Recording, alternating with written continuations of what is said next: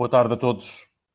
Sejam bem-vindos então a mais um webinar da AICEP, desta feita dedicado ao mercado dos Estados Unidos e em particular ao e-commerce. O mercado do e-commerce americano é, como sabem, um dos mais importantes do mundo, se não o mais importante a nível mundial.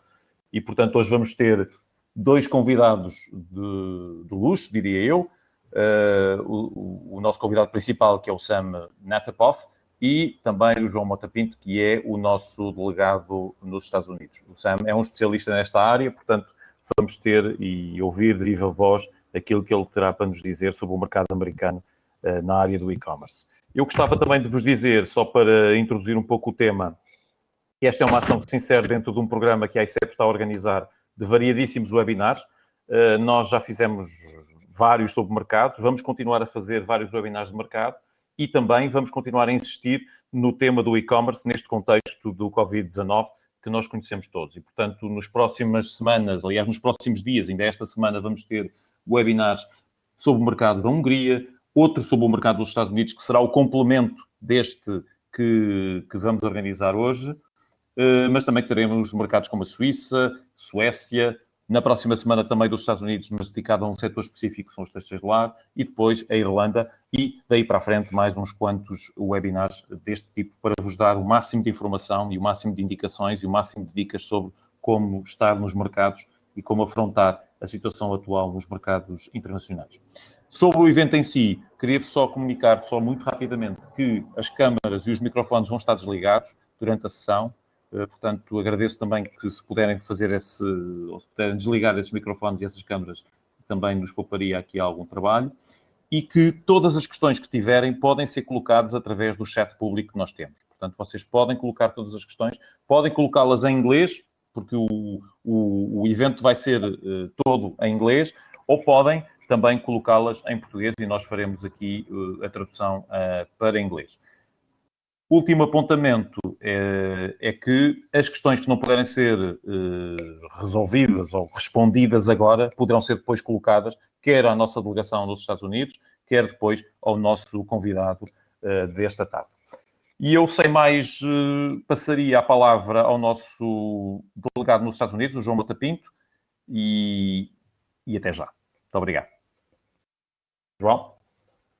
Ora, muito boa tarde a todos, senhoras e senhores empresários. É um prazer estar aqui convosco hoje para falarmos um pouco sobre o e-commerce nos Estados Unidos.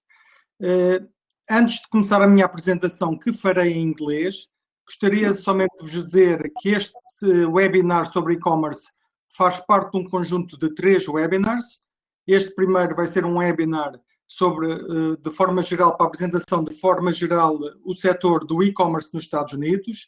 Já esta quinta-feira teremos outro webinar de e-commerce, mas já muito focado em soluções de plataformas individuais de e-commerce e de marketing digital, para promover essas plataformas digitais. E estamos também a trabalhar na possibilidade de ter mais à frente um webinar com um marketplace, para que assim possamos cobrir todas as soluções de e-commerce no mercado dos Estados Unidos. Hoje nós vamos ter connosco um orador especial, o Sr. Sam Natapoff. Ele é o fundador e presidente da Empire Global Ventures e é um especialista nesta matéria. Portanto, ele é um consultor de negócios e um especialista nesta matéria, que, portanto, vos fará uma apresentação muito específica sobre este mercado. E eu agora passarei então a fazer a apresentação. Okay, then. So basically, in the 10 minutes that I have to talk to you about the market and how the coronavirus is affecting the US market and the global market, I have divided my presentation in 3 topics. So basically, I'll start by telling you what we know about coronavirus, what we don't know, and what are the trends and expectations. So basically, what we know. We know that in the US market, more than 1.5 million people have been infected with the coronavirus.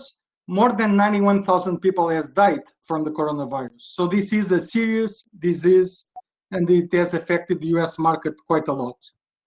We also know that according to the IMF, the global economy will shrink by at least 3% this year. We also know that the US gross domestic product decreased by 4.8% in the first quarter alone of this year. And we also know that the loss of global GDP in the world will amount to some $9 trillion.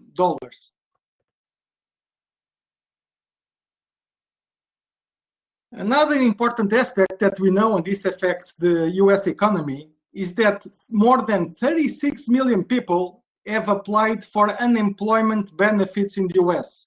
36 million people. These are the official numbers. Of course, there are many more that are unemployed in the US, which means that statistics say that 1 in 4 or between 1 in 4 or 1 in 5 Americans are without a job. For you to have an idea, during only the month of April, the unemployment rate in the US went up to 14.7%. This is a record high. At the end of February, the unemployment rate in the US was 3.4%. So in less than 2 months, it jumped over 10 points.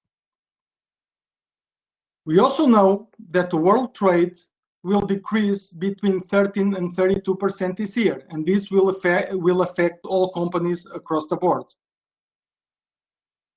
In this graph, you can clearly see that.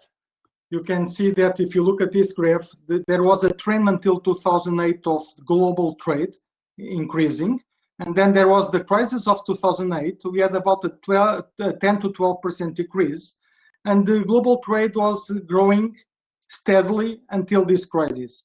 And this crisis will be much worse than the crisis of 2008, and it will be much more severe in the global trade. We also know that the US worldwide imports in the first quarter decreased by 6.4%. And although the US economy was still open in the first quarter, this has to do with interruptions in the supply chain of the Asian countries, mainly China. We also know that most governments will be heavily indebted for the expensive emergency relief measures. So all the governments across the world are injecting a lot of capital in the economy, trying to save the economy, so they'll be heavily indebted. And we also know that, unfortunately, many companies that were good companies, profitable companies, are facing bankruptcies because of not being able to operate. One good news, and this is specifically for the Portuguese market, is that during the first quarter of this year, the Portuguese exports to the US market increased by some 10%. And this has to do to the fact that the US economy was still open, so it was not affected. And as you can see in this table, you can see that many of the products still have very good growth. Some of them already had decreases. But the real impact of US exports to the US market will be seen during the second quarter of this year. Another fact that we know is that there's a big dependency on China manufacturing and on Chinese suppliers. And this is, many companies across the world have realized this. Electronics and electrical products are the ones that are most affected by this supply chain. And even before the crisis, the lack of supply chain visibility, what we call the end-to-end visibility, was already the biggest concern for the companies worldwide. If you think about, for example, of a car that has thousands of components, and each component has thousands of parts, because of the complexity of the supply chain, it's very difficult to determine where every single component is manufactured, because a car can have literally millions of small components. So we know this. What we don't know? Basically, we don't know what path the virus will take. We don't know if it will come stronger in the fall, if people will have to close the economies again. So we really don't know. The world cannot still understand the impact and the path that this virus will take. We also are not sure about the effectiveness of the policies that are put in place to contain the outbreak and to minimize the economic damages. Although countries have closed down economies, although countries are injected a lot of capital in the industries, trying to save all the industries and the economies, we really don't know if these measures are going to be effective and to what extent. And you also don't know, because of the path that the virus is going to take, if people are continue to self-isolate in the future, and if they are not going to consume because they are staying at home, versus a potential resurgence of the virus. So if people are afraid, people are not going to get out, people are not going to do normal business as usual, and people are not going to consume goods. Another aspect very important that we don't know is the geopolitical environment of increased protectionism. All the presidents in every single country are talking these days about bringing key industries back to their countries to protect their industry. And also, there is a lot of talk about greater protection of the strategic supply chains, at least for the key products, and here we are talking mainly about pharmaceuticals, medical supplies, and food production. If you think about a worldwide crisis like the one that we are facing, the main products, the base products that people need to survive are food and medicine. So countries in the future, they'll tend to have much greater protection of these key sectors. And together with this, there will be a lot of policies to decouple from high-risk trading partners. And as you have seen in the news, for example, Japan have offered incentives, the government of Japan have offered incentives for their companies to take their manufacturing facilities out of China. So we don't know if this will follow with many other governments. So very quickly, what are the trends and expectations? The main trend and our expectation is that the industries that are least affected are the ones that are connected to COVID, to this crisis. So all the COVID suppliers, all the companies that supply essential industries like food manufacturing, and those that are less dependent on international supply chains, these are the companies that are going to recover quicker. On the other hand, the companies that will be most affected and that will take a longer recovery are the traveling industry, so airlines, cruises, hotels, tourism, entertainment. But very important for you are the non-essential retail companies. So this will affect companies that manufacture and trade non-essential goods. All right.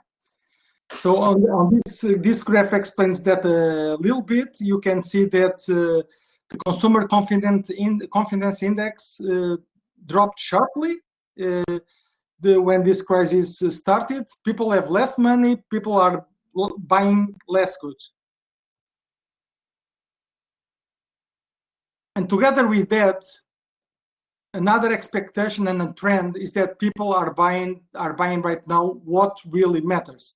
And what really matters are essential goods like food products, as you can see in this graph, disposable gloves, so medical equipment, or equipment that is related with food productions like bread machines. And on the other hand, what people are not buying is products like briefcases, luggage, formal clothing, etc.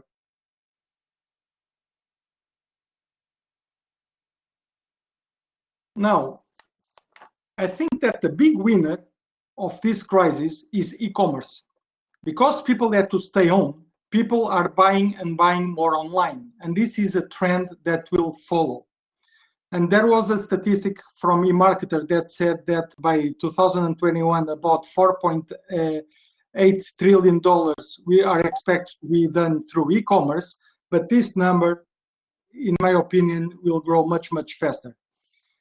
And another statistic of the rise of e-commerce shows that e-commerce in global retail sales was expected to increase from 15% to 25% in 2025. But as people are staying home, this number, the tendency will be to increase faster than the 25%. And just to finish, and before I pass the the mic to Sam. This was a quote for Nielsen, a consulting company, for Mr. McKenzie, that basically it says, and this applies to all of your companies, that not innovating, not changing your product flow, and not adjusting what your product portfolio looks like, it's a fundamental mistake. So in other words, for those of you that are not part of this e-commerce world, a new reality, you are not only losing 25% share of the market, but if you don't do that, you are putting your company in jeopardy, in survival jeopardy. So basically, this was my quick presentation. I'll now pass the mic to Sam. Sam? João, thank you very much. First, I'd like to welcome you all to the United States, and good afternoon. It's morning here. I just want to say, if you have to leave the presentation early, I'm happy to answer your questions by email. So if you want to look me up at Empire Global Ventures, my name is Sam Natapoff. Google me, send me an email. I'm happy to answer your questions about the US market, because the US market's very different than the one you're used to. And it's critical to understand a little bit about the US market before you go there, because if you don't, you'll waste a lot of time and a lot of money, and you don't want to do either of those things. So welcome to the United States. I'm so glad to be with you, and I'd like to talk to you a little bit both about US e-commerce, but the US market in general. And I'd like to start with a little story.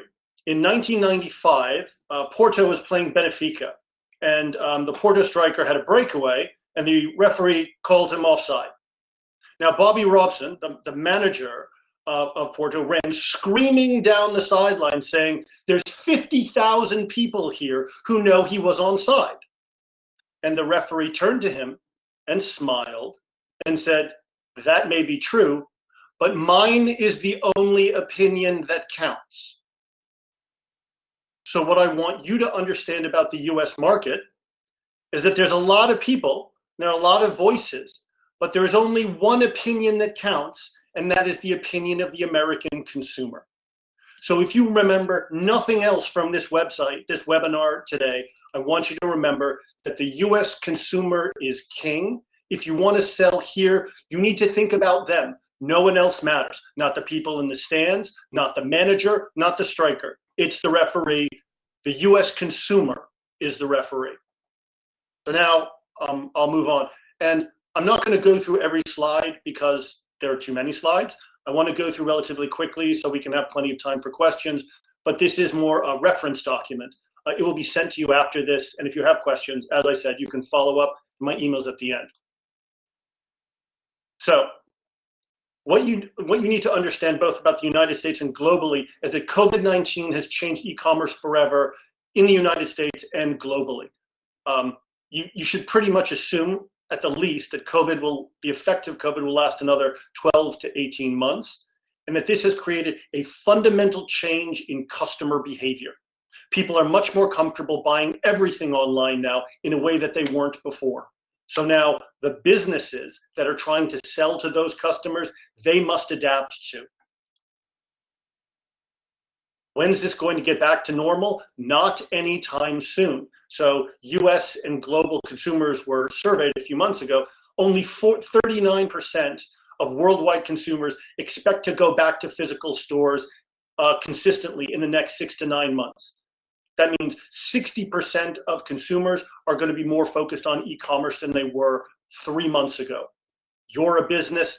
Those are the people buying from you.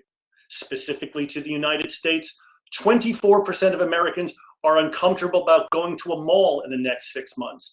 25% are uncomfortable about going to a movie theater, and a third of them are uncomfortable about traveling overseas. So understand that if you're targeting American e-commerce consumers, they're staying home. You need to reach them where they live, which is only possible through e-commerce. And finally, again, before COVID, 30% of worldwide consumers said they had high interaction with online channels and did e-commerce. It's now 37%. So essentially went from 30% to 40% in 2 months. It's probably going to go up even further in the next 6 to 12 months. So the question is, what are you going to do? Digital Darwinism, you must adapt. 84% of firms fail at digital transformation because they don't know what they're doing. They don't know what to focus on. So how your company adapts to the new demands of e-commerce will determine your company's future in this new competition, because everyone's going online to e-commerce. You must be there, you must compete hard, and you have to be successful there. I just want to make the point that Amazon, the largest Western online business, was not prepared for the e-commerce consequences of COVID. Because of that, they were forced to hire 175,000 more people to improve their operations. My question to you is, how are you changing your business? Amazon changed its. It's time for you to change yours. There are lots of advantages to e-commerce. Lower costs of physical infrastructure, lower employee costs, international opportunities. It reduces costs of scaling a business. You know all this. That's why you're on this webinar. Here are some of the disadvantages. It's impersonal. There's not instantaneous customer fulfillment, diminished customer experience. There's a lot more competition and cybercrime. This you already knew as well. Here are the two things that you need to focus on to make your company better at this challenge to transform for e-commerce. One, you need to make sure that the people in your company are aware of the challenges you face to digitally adapt. E-commerce is different than traditional commerce. You need to make sure that a majority, if not everyone in your company, understands that the challenges you face is that you're going to have to change something and why you have to change them.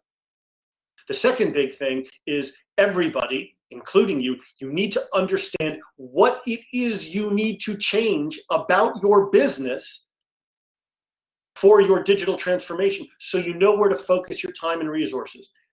Everything isn't equal. There are some things that are more important than others to make the transition to e-commerce. You need to identify what those are and focus on those, and focus less on the things that are less important. That's important for you, and that's important for your team. So, again, following, what do you need to do? What do you need to focus on? One is internal, one is external. You need to upgrade your internal systems to modernize and rationalize them for e-commerce operations. This is your internal communications. This is your delivery capacities. This is tons of other things. If you don't do this, you'll have communications breakdowns within your company.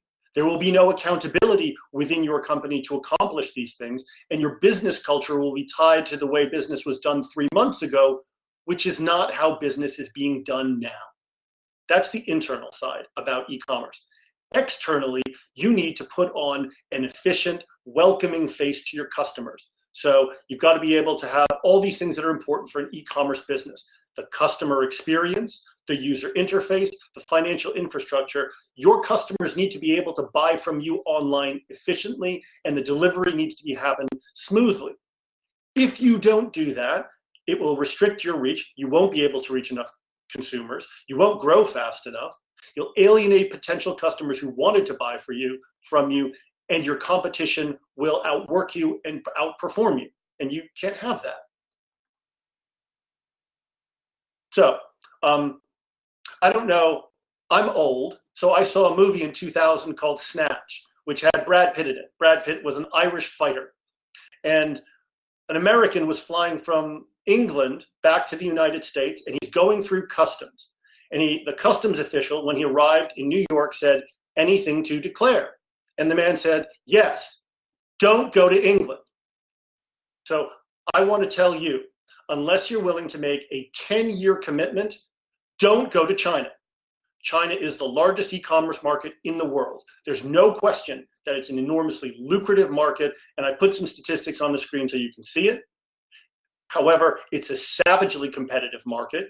There's considerable home field advantage for Chinese companies, and unless you're willing to go and make a 10-year commitment to be in that market, don't go there.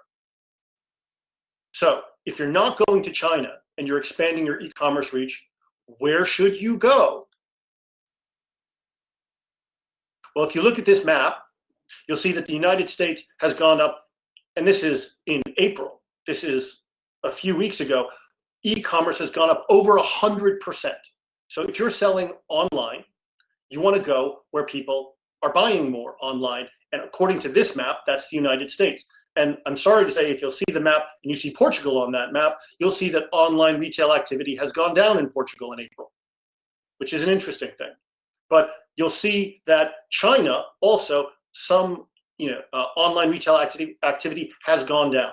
So if it's difficult to go to China and their online retail activity has gone down in the past month, which may also be explained by the fact that they are further along in the COVID food chain than we are, then you want to focus on the United States as a potential market for you. Now, to do e-commerce in the United States, you need to understand some things about the US market.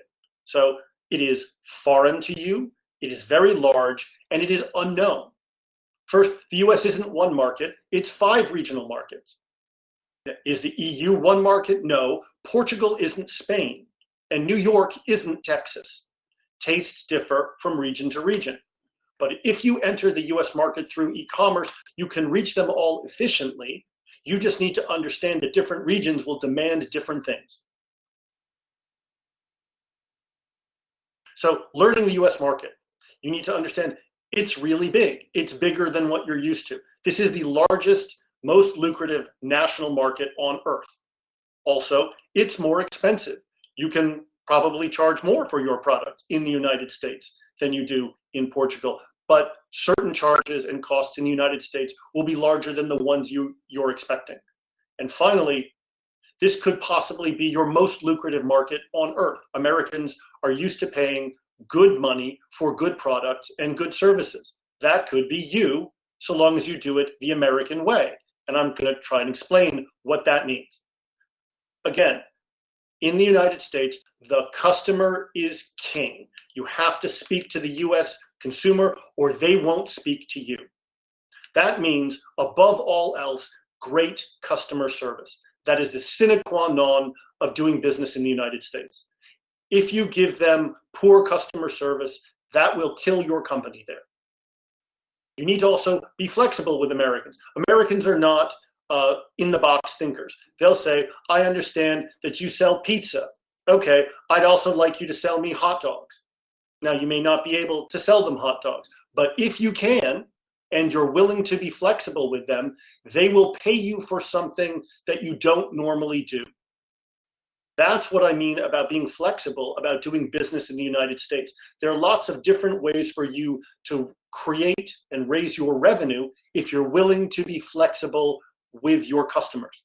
You will need to do it their way, because if you don't, in the United States, someone else will, and they'll go to them.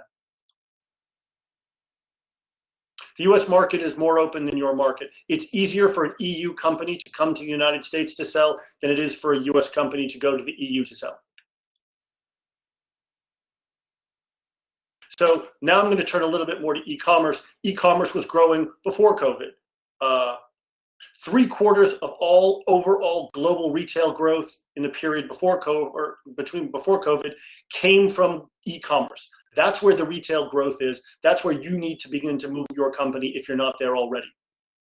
The size of the US market, it's $20 trillion, 325 million people. It spent $600 billion online in 2019, which was up 15% from the year before. And e-commerce was 16% of total US retail sales. So e-commerce was a big deal in the United States before COVID. Then came COVID. US e-commerce during COVID increased by over 100% in the last 2 months. So as of April 21st, 2020, US and Canadian e-commerce grew by 129% from the year before. That's year over year. There's a bunch of other statistics here, which just mean US e-commerce has exploded in the last 60 to 90 days. There have been some trends in e-commerce that are worth your paying attention to. Artificial intelligence is one of them. Artificial intelligence-driven recommendations have raised revenues and sales, in the average order value by over 1/4. So you need to think about how you can position your company in AI-driven engines that they can recommend your product and drive, customers to your more expensive products. than before. This is a new feature of e-commerce and one you should adjust to.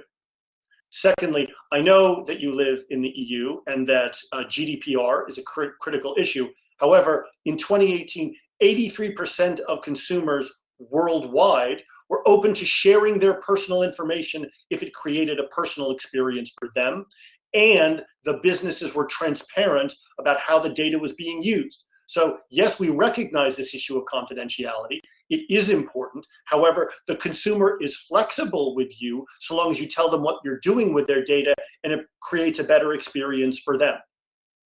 And finally, shipping is a big deal in the United States. It may be different in Portugal, but 43% of US consumers expect free shipping on their orders, and the same number expect to receive their package within 3 days.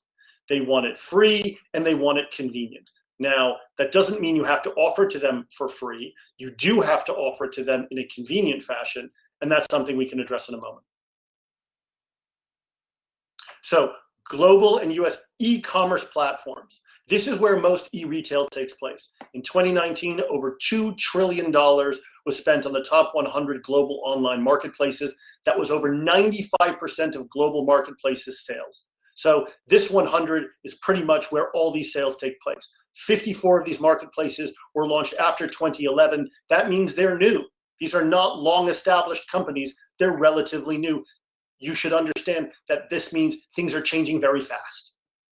60 of these 100 marketplaces are based in the US, and they raised their sales last year by 18%. So they're continually growing at very strong rates. Last year, the US digital marketplaces sold $552 billion. 37% of those sales came from mobile charges, 11% charged median commission fees, and 38 marketplaces shipped outside the United States. What that means is if you choose to work with a US e-commerce platform, they're very flexible. They can ship to lots of different countries, certainly in the Americas and probably to the EU, but you need to understand what drives them. You need to be prepared for mobile e-commerce transactions. You need to be prepared for what they're talking about. You may need to offer them a commission. Where did these online shoppers go in March 2020? In other words, 2 months ago, during COVID. Where did they go? Well, clearly they went to Amazon. And now again, these do not include Chinese e-commerce sites because the data about them is sometimes a little unclear. So Western shoppers generally went to Amazon, they went to eBay, they went to Rakuten, the Japanese site, Samsung, but in the US it's Amazon, eBay, Walmart, Apple, Etsy, Home Depot. But you can see how much Amazon outweighed everybody else, that almost all the others combined don't quite add up to Amazon. I want to explain a little bit about Amazon.com. You all know what it is. I just want to put it in context. It's the world's most private company. It's the world's most valuable private company. 197 million people go there every month. That was before COVID. It processes almost 50% of all US e-commerce transactions and 5% of total US retail sales. In 2020, this was before COVID, it was projected that they would sell $261 billion, and that's up 17% over the year before. They have 150 million paid Prime members worldwide. They sell over 12 million products, and they shipped 3.5 billion packages globally last year. This is the Western online juggernaut. Should you sell on Amazon? There are pros and there are cons. The pros, it's the largest US digital marketplace. It's the easiest path to selling in the United States. The majority of Amazon sales, 58%, come through third-party sellers, primarily small and medium-sized firms. It's widely established, highly trafficked, a strong platform for sales. Lots of people do it. You can do it. There's lots of reasons to do it. There are, however, some drawbacks to selling on Amazon. Amazon has used data from its independent sellers on its platform to copy their products and sell competing products under the Amazon brand. Of the 1,000 firm surveys that sell on Amazon, over half said Amazon sells its own products that directly compete with them. And Amazon's private label businesses have over 45 brands and sell some 243,000 products. Amazon can sell what it is you're selling, or they might try to if you do well enough.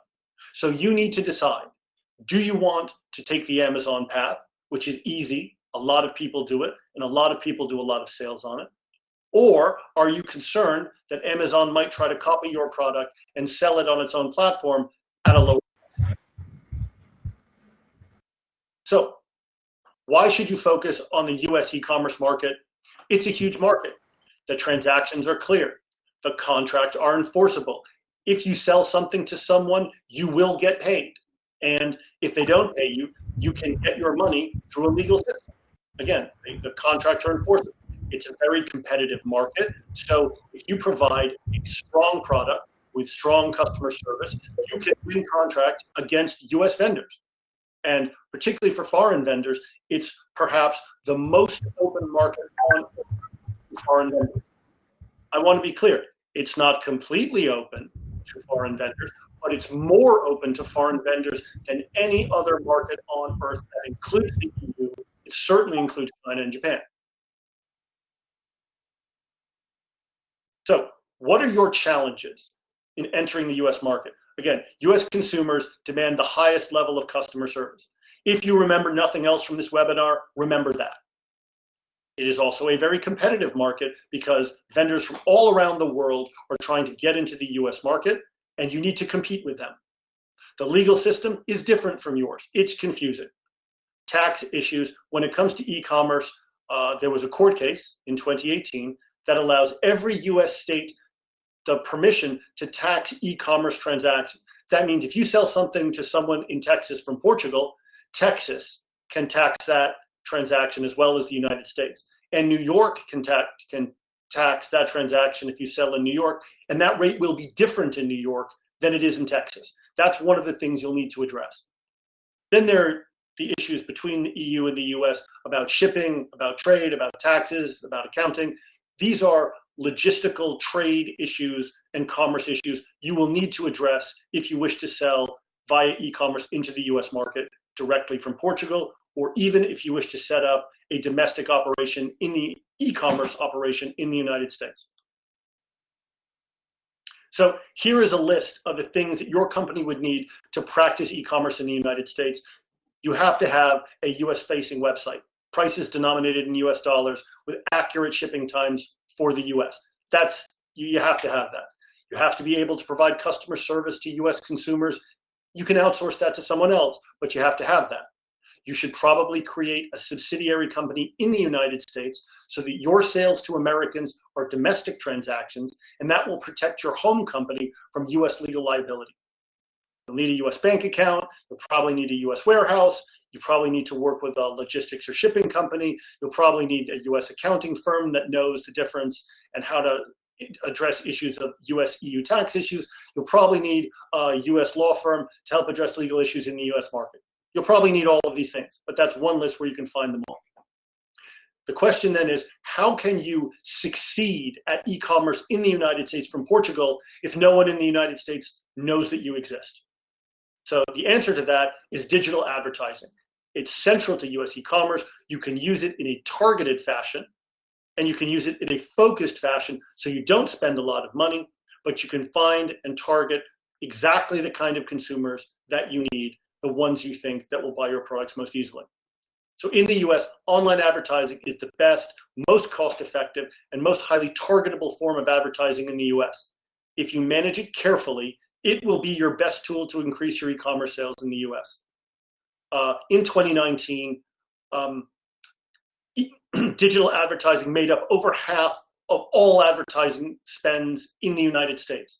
And combined, Google and Facebook take in over 60% of all digital advertising spend in the United States. So that's where you should start.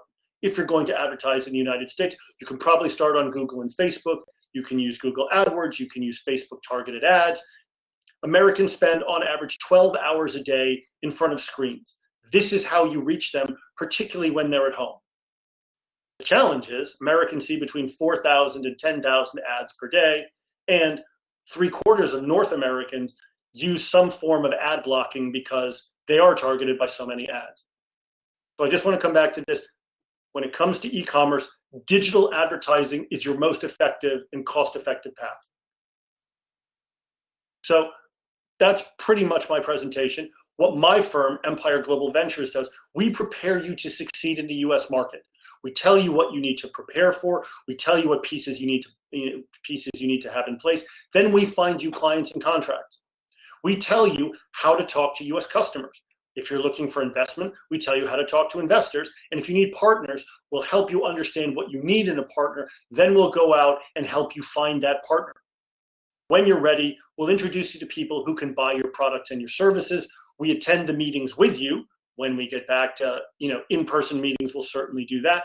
But we've been on Zoom calls with all of our clients, making sure that the buyer hears your message, even if you're not telling it right to an American audience. We follow up for you, and then we help you close that deal. We function as your business team in the United States.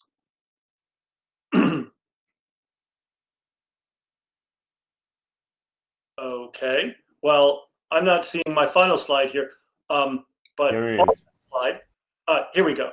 This is my contact information. If you have questions for me, please email me. I'd be happy to explain this to you, because entering the U.S. market is very challenging. If it's not handled properly, it'll cost you a lot of money and a lot of time, and I think you should avoid that. I think you should be very clear about what your targets are, very clear about what your focus is, very clear about which section of the 325 million Americans you're looking to reach, and how can you most effectively and most efficiently do that.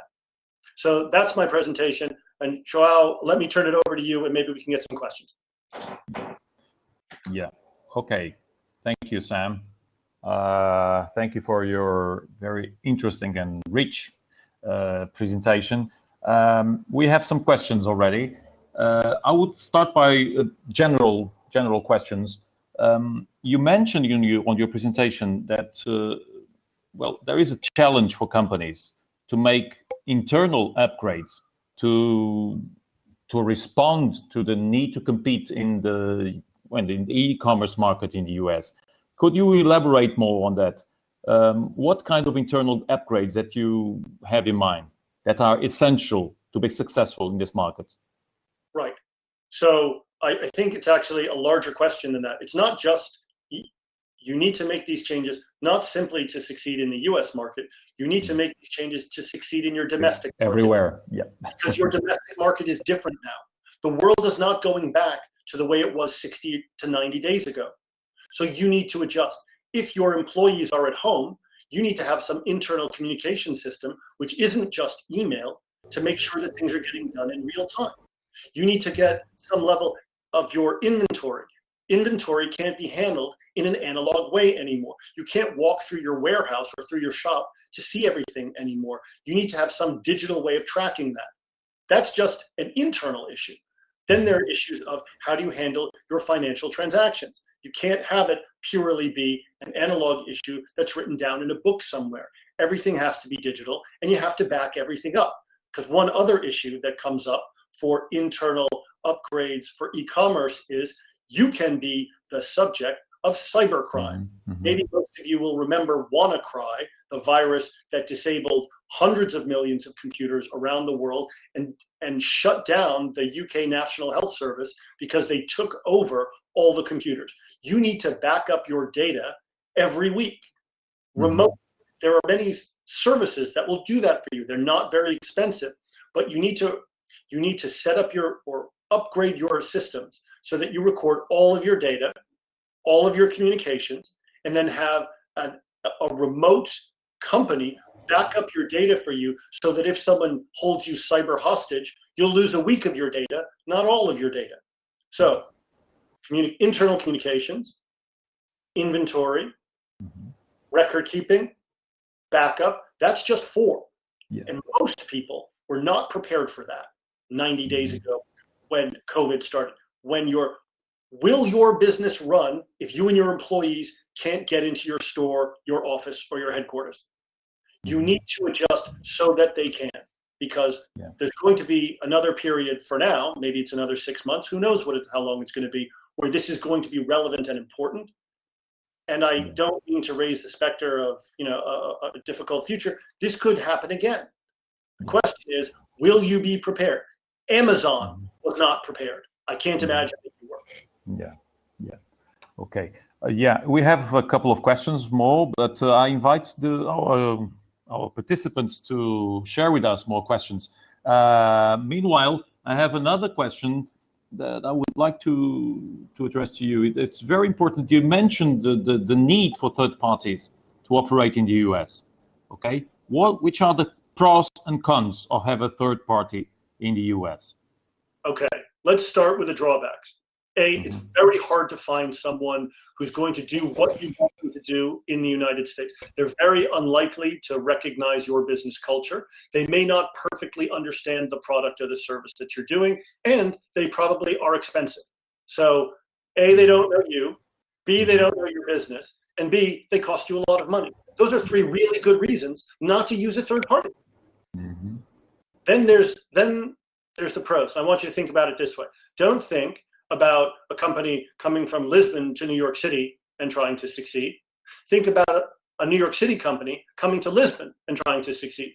Do you think a New York company coming without knowing anything about Portugal or Lisbon, showing up in Lisbon one day, will they be successful in understanding the market, finding the customers, being efficient, and reducing the commercial friction to be able to sell their stuff? The whole world is a village. What you need is a villager. If you want to sell in New York City, you need someone to explain New York to you, and who better than a villager? If a New Yorker wants to understand, Irisaida, you need someone from Irisaida to explain that to you. You cannot expect to understand the U.S. market or the specific regional or metropolitan market perfectly. That's what a foreign partner is for. If you get a good foreign partner, you are very likely to succeed in that market because they know these rules and have known them all their lives. You don't, you couldn't. If you pick the wrong foreign partner, you will almost certainly fail. So if you're going to, this is perhaps the most important element about entering a foreign market, is choosing your foreign partner.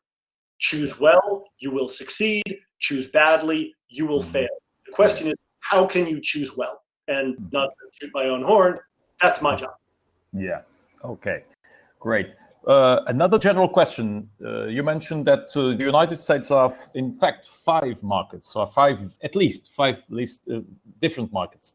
Yes. So could you, give us a big picture about those five markets? That means there are so many differences between those five markets, for sure? Yes. So there's a tremendous difference in the regions of the United States. Some are more urban and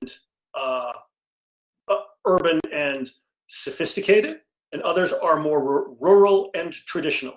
And this is different across the country. So the Northeastern United States, which is generally where I suggest European companies begin their efforts, the Northeastern United States is the most like Europe. There's the highest urban density in the United States is in the Northeast, which means there are more customers for you in this region than any other region in the United States. It has, in many ways, it is more technologically advanced. There's more instances of higher education and a more educated consumer base. The Northeast is where most foreign companies start their efforts.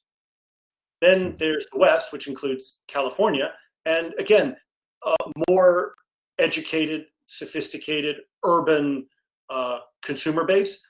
However, it's more spread out than in the Northeast. So for efficiency's sake, it's generally the Northeast first and then the West.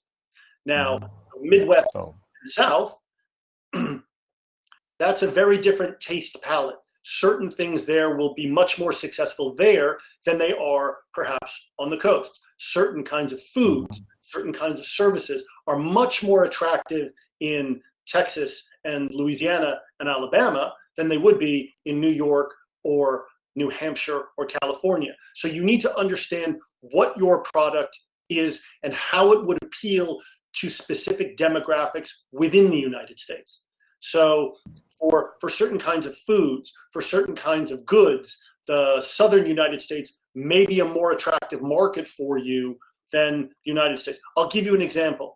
A recreational vehicle, a big van that you sleep in and you drive across the country, there's not a big market for that in the Northeastern United States. And there's not really that market in the Western United States. However, in the South and in the Midwest, there's a strong market for that. So you need to know which part of the United States you're going to have the best success for. And even if you're selling through e-commerce, understanding the regional attractiveness of your product or service is very important, because once you understand that, you can target your digital advertising to that region. So again, it's all about understanding which U.S. consumers you want to address. You can't address them all the same way. It's like addressing all of the EU's consumers the same way. That won't be efficient and effective for you. If you strategically plan, if you focus, then spend money, you'll spend less money, you'll spend less time, you'll get sales faster. So the Northeast United States is very different from the South, very different from the Midwest, very different from the West. When you begin to understand those regional differences, not all of Portugal is exactly the same. Not all of the United States is exactly the same. So if you're going to be spending money to try and recruit the consumers who are most likely to buy your stuff. Yeah, absolutely. Okay, so we are going into specifics. Now, Katia is asking you, I would like to know what do you consider to be the best way to reach the channel B2B? The first thing to say, it's very important to understand exactly what you're trying to sell. If you're trying to sell, information technology services, you'd want to go to high consumers of those services. The question is, where are those located? In many instances, they're in the Northeastern United States. Or if you want to go to Silicon Valley for a different approach, you can do that. So the product matters the most, because everyone says all roads lead to Rome. That's not true. One road leads to Rome. You have to find that road.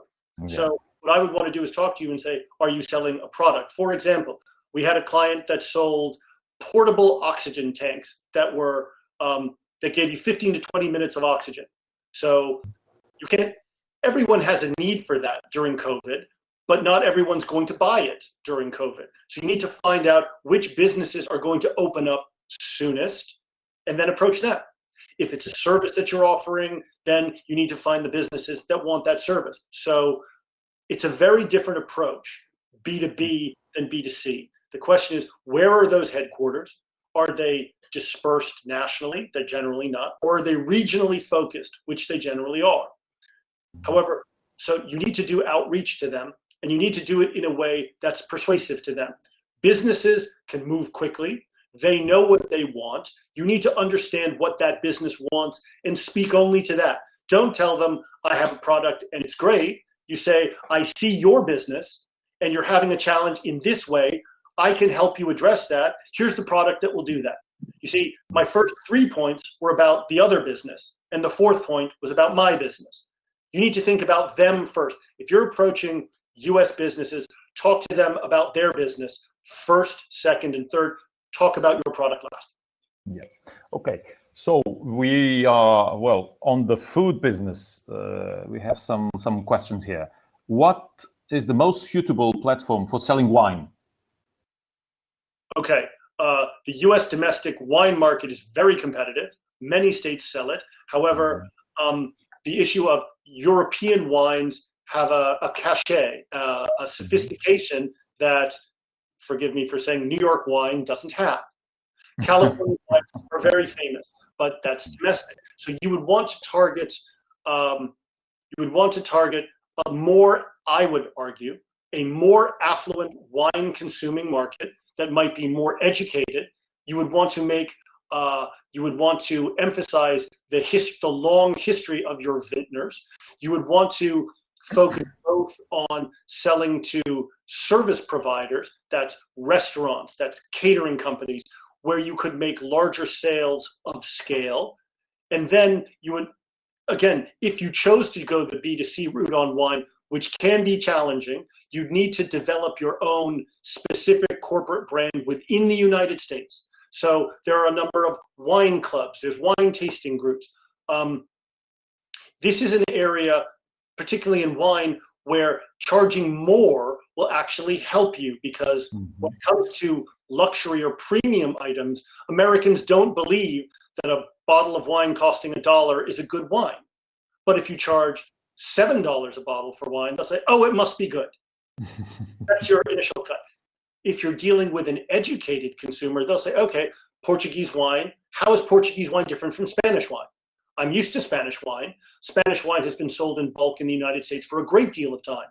How is Portuguese wine better?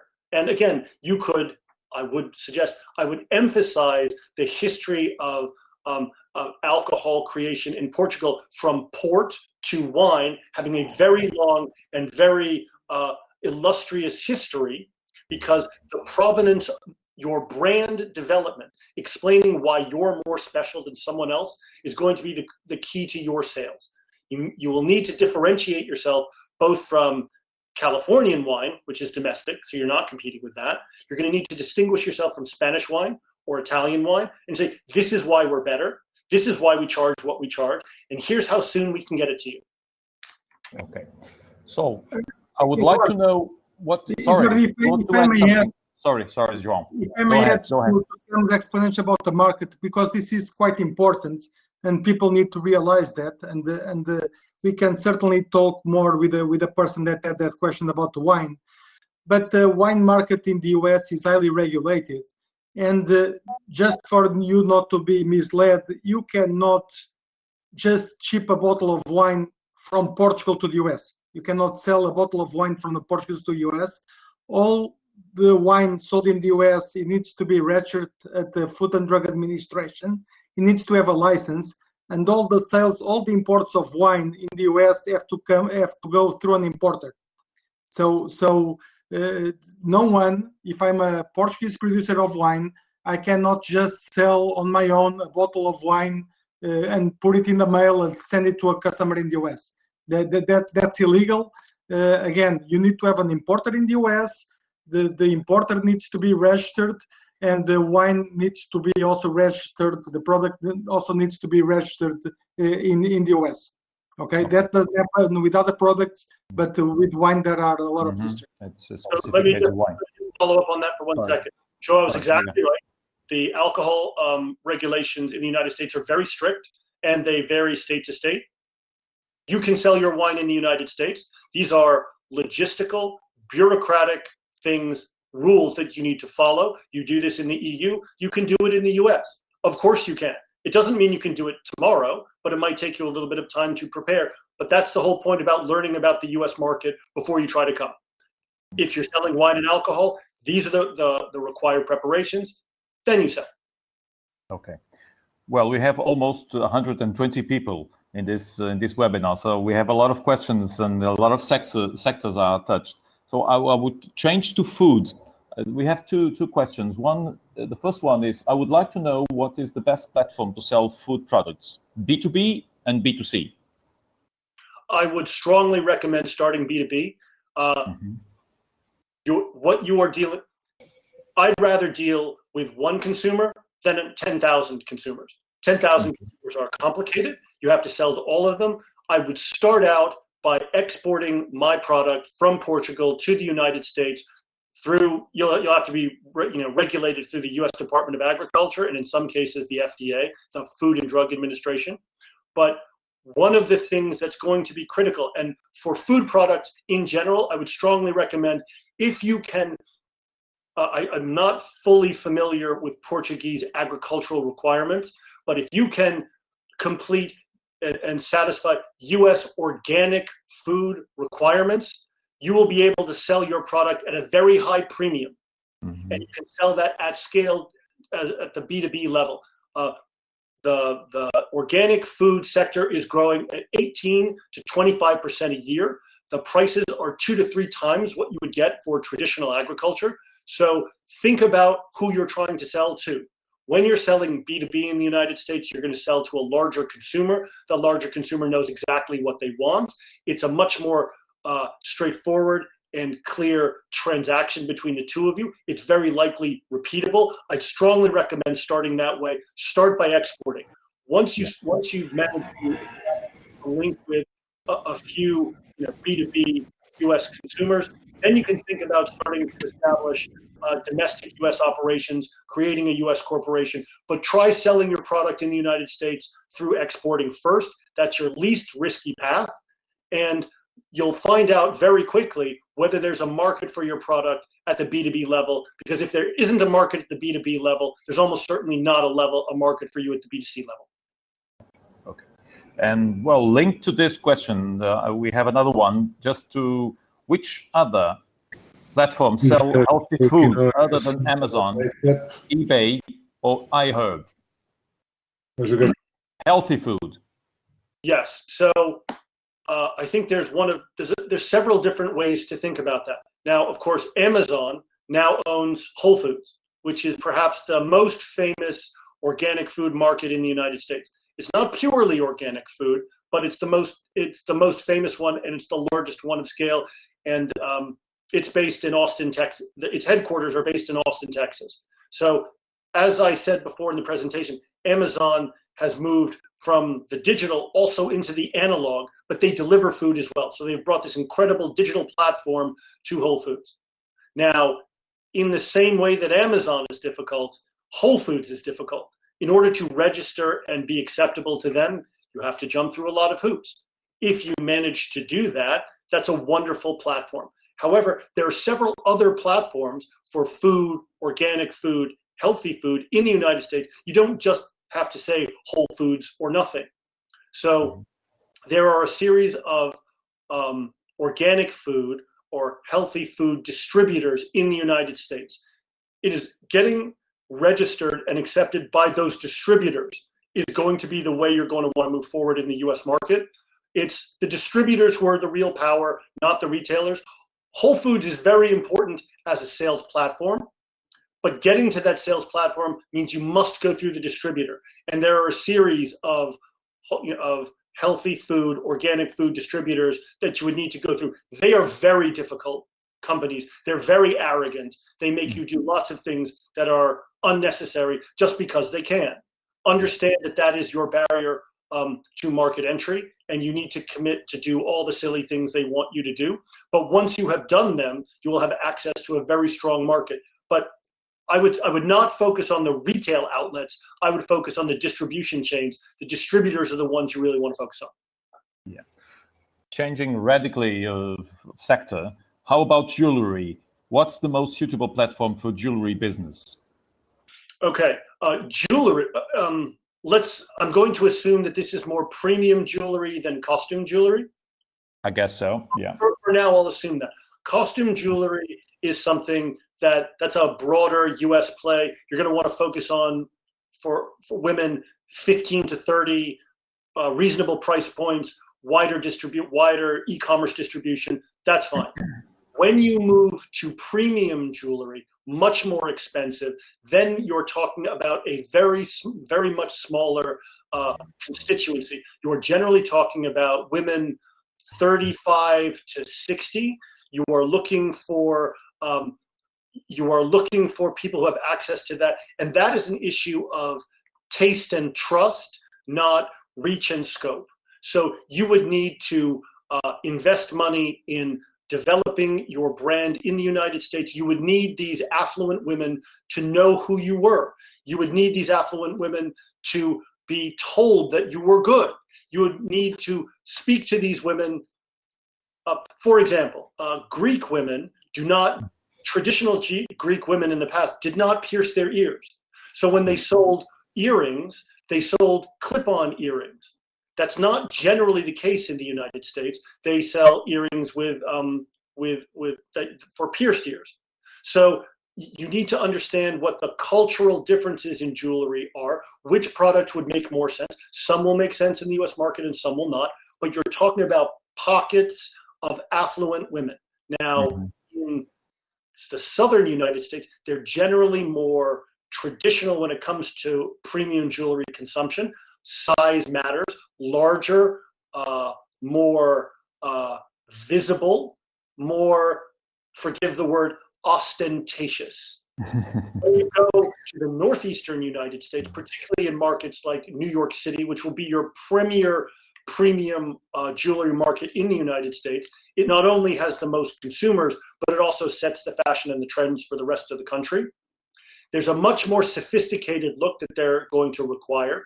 Your competition level will be much higher because every major US and European jewelry manufacturer will have representation there. You will need to be persuasive to that group. What you will need, that's a much more, you will need to make a taste campaign of why it's not just that your thing is beautiful, though that's 60% of it. 40% of it is it's beautiful and all my friends will think it's beautiful. So there is you will need to create a norm about your jewelry that others will find persuasive. So you will need to create a taste community that will support the sale of your product. And that is much more city by city. You'll want to start in New York City. You'll want to do Boston. You'll want to do San Francisco. You'll want to do Chicago. And then you can sort of move other places. Yeah, thank you. Okay, so let's change of subject again. And we are toys and hobby retailers, and we are having, we have been using. Ring, it came from Tiffany. So again, if you're going to compete in that market, that's it's a high value market, high premium, very high competition.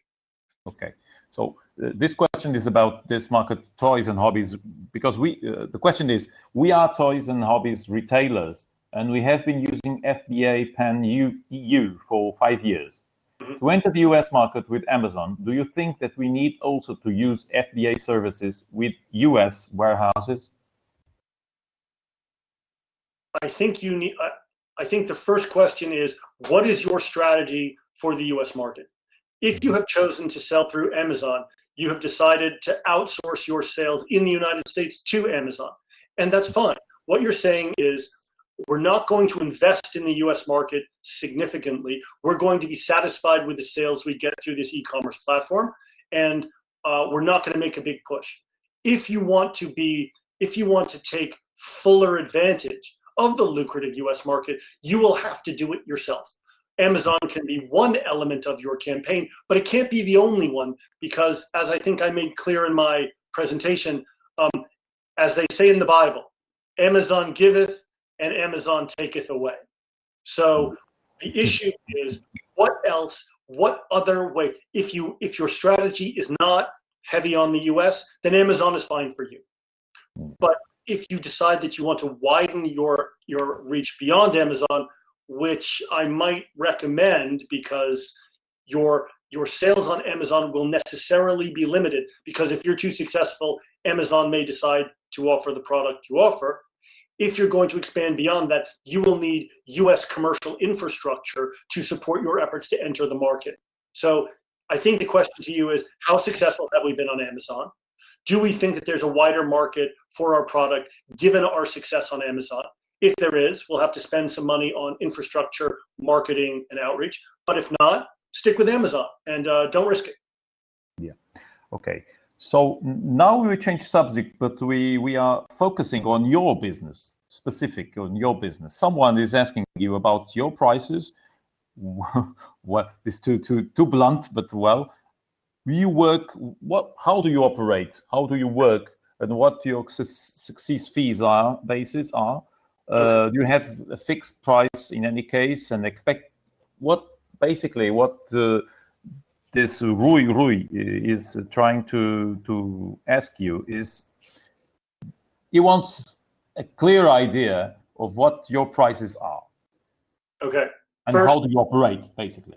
Right. So we work on a monthly retainer. It's not an hourly basis. You pay us a flat fee per month, and it very much depends on what the product or the service is and what it is that we need to accomplish for you.